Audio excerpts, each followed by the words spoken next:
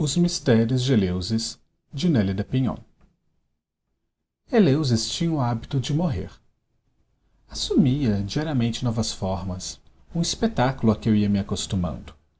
Sem jamais saber se ela era o gato de plumas leves, vapor de ácido que me contemplava, ou havia se transformado em água de um rio em tormenta, para, deste modo, viver um estado difícil. Sempre lhe perguntei se não seria esta dor exagerada. Ela se esfregava na grama até eu perder de vista. Já de volta, o seu sorriso cancelava palavras, mas eu me comprazia olhando em torno. Havia certeza de Eleusis ocupar todas as coisas. Porém, arrancando uma pera cujos delicados contornos recordavam os seios de Eleusis, eu surpreendia o protesto aflito da fruta.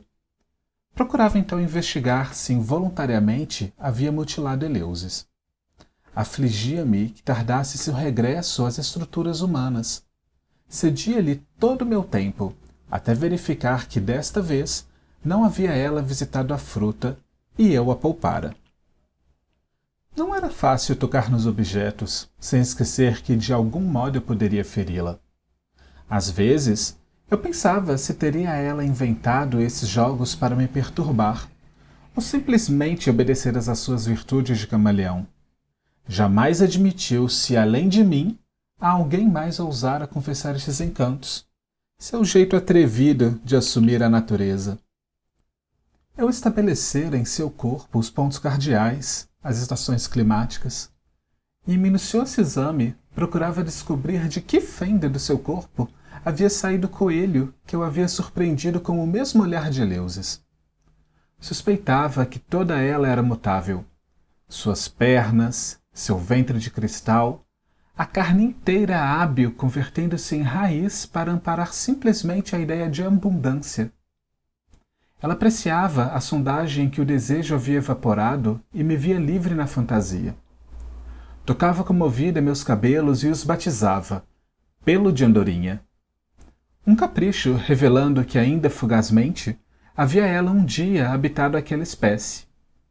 Mas eu me sabia de origem terrena, e ainda que a quisesse copiar, não passaria de um corpo que o espelho confirmava escravo, e de recursos modestos.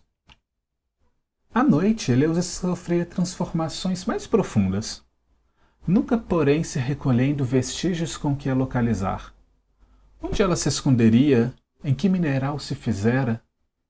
Como encontrar seu olhar de exaltada melancolia, que bem se compreendia por adotar ela sem querer formas repugnantes, quantas vezes permanecendo em tais estados por tempo indeterminado, mesmo correndo o risco de jamais regressar ao aspecto humano. Também sua rica natureza estava sujeita a equívocos. Teria um dia ferido animais miúdos, como se tivesse dentes longos, patas, reduzida ao poder da fera. Eu a procurei, sem falhar, todas as noites, jamais perdendo a esperança. Onde ele estivesse, eu devia estar, pisando o solo que Eleusis tornava mágico por praticar magias. Para dar-lhe prazer, eu me fingia peixe. Nadando, apropriava-me do modo íntimo de quem possui guelras. Cuidando para que meu gesto não se confundisse com a aranha, não pretendia assustar Eleusis ou despertar-lhe lembranças difíceis.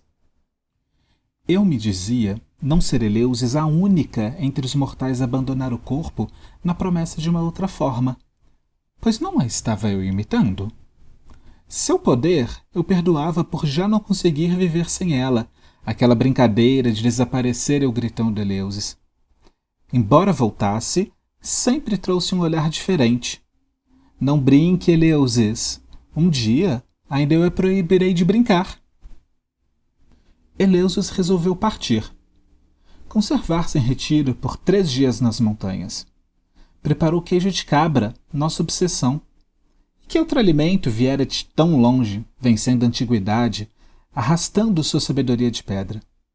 Ainda pão, cebola e o vinho daquelas uvas que Eleusis e eu havíamos amassado até manchar nossos rostos. Então eu a limpara com a língua em golpes ásperos, sem a ferir ou transmitir doença. Não se esqueceu da manta, que a teceu por uma semana imitando Penélope, sem admitir o gesto escravo da outra, abdicar da sua liberdade.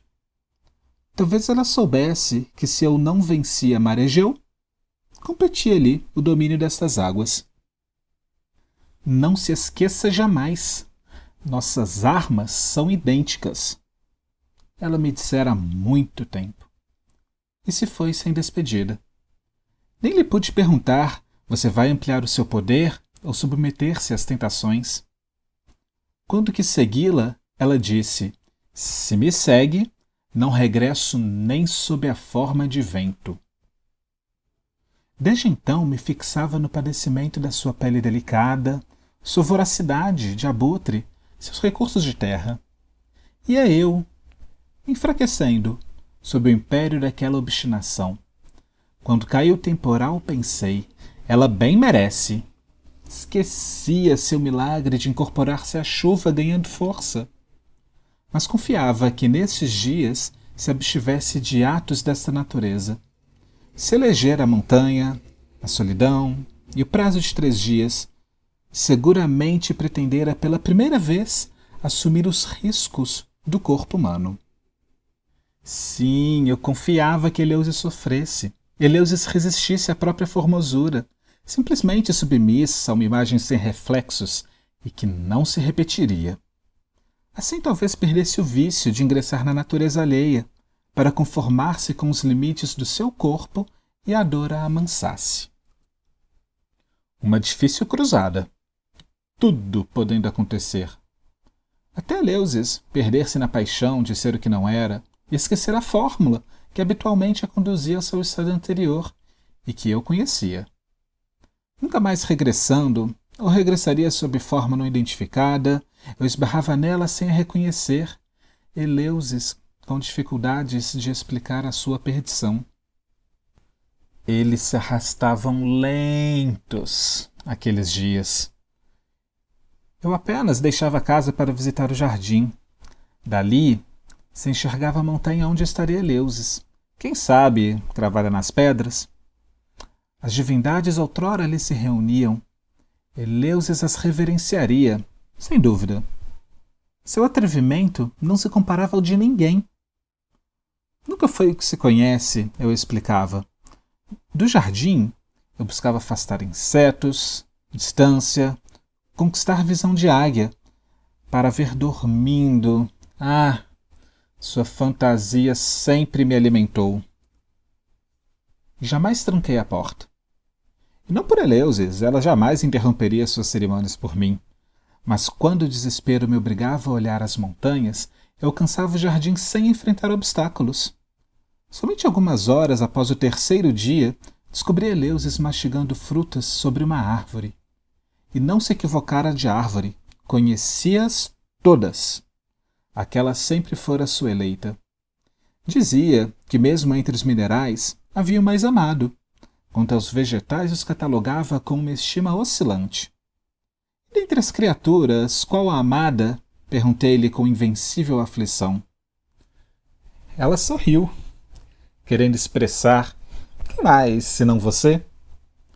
Rimos naquela tarde como só voltaríamos a rir quando me trouxe de presente, em vez da sacola, em que vinha há muito trabalhando, um ovo longo, um ovo que eu jurava não ser de galinha, avestruz, pato. Nenhum animal amigo teria colecionado em suas vísceras. Ela escandira: este é raro, o mais precioso. Para isso vencer todas as espécies, conheci defeitos, pujanças, hesitações. Como foi difícil trazer afinal da escuridão esta coisa santa. Foi ele então mexendo com o rosto do mesmo modo que o fazia quando não podia entender o que era acima das minhas forças. E porque eu percebi que por breves instantes estivera ela roubando a minha voz, as minhas palavras, os meus pensamentos, a longa letargia através da qual venci a terra em busca de uma certa ordem, a ponto de, mais um pouco, ela exibir em seu corpo o meu corpo. Começamos a rir. Rir porque tivemos medo, rir porque não teríamos suportado levar às últimas consequências aquela alegria. Pedi licença para subir à árvore. Ela logo desceu, dispensando meu socorro. Sentou-se devagar, parecia cansada, o que eu atribuía à viagem. De nós dois, ela era o herói. Cabiam-me os despojos abandonados, pois eu vivia do seu momento histórico. Você constrói a minha história, confessei-lhe uma vez. Nesta tarde, eu confiei que Eleusis viesse a mim, dizendo: como foi difícil! Ou, milagre, sem você perto para apreciar não tem graça. Percebi suas mãos trêmulas. Em sucessivos movimentos alisava certas partes do corpo. Eu não sabia em que reino situá-la. Quem desaparece tanto tempo tem direito a regressar diferente, implantar por isto mesmo novos hábitos, vir uma outra pessoa. Eu corria todos os perigos. Perder Eleusis sempre estivera no meu mapa. Eu sabia dessa verdade. Quando resolveu deitar-se, não se agitou como do seu costume. Não consentiu que eu a tocasse. Pela manhã, assumia uma docilidade jamais surpreendida nela. Durante dias agiu sem elasticidade. Não querendo deixar a casa, como se não a atraísse o mundo lá fora. Também não pediu que eu o deixasse para praticar na solidão seus atos de milagre. Eu sim a forçava, o que seria de Eleusis sem o transformar-se assíduo. Deixava a casa, prometendo voltar bem mais tarde. Não me aguardasse antes da noite. Então, eu imaginava, convertido em tudo que lhe acendesse a paixão, sem poder resistir à tentação de se provar e sair forte. Seu amor pelos solos estranhos haveria de prevalecer. Mas ela não se aproveitava da minha ausência. Bastava olhar para ela.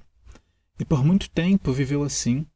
Em nenhum momento pretendeu transferir-se para outra terra ou mencionou a riqueza de outrora, ainda que eu a estimulasse. No entanto, agora que não deixava a casa, eu não a sentia minha. Só muito depois foi engordando.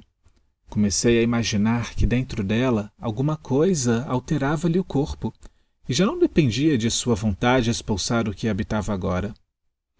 Meu coração encolhia-se diante do novo mistério de Eleusis.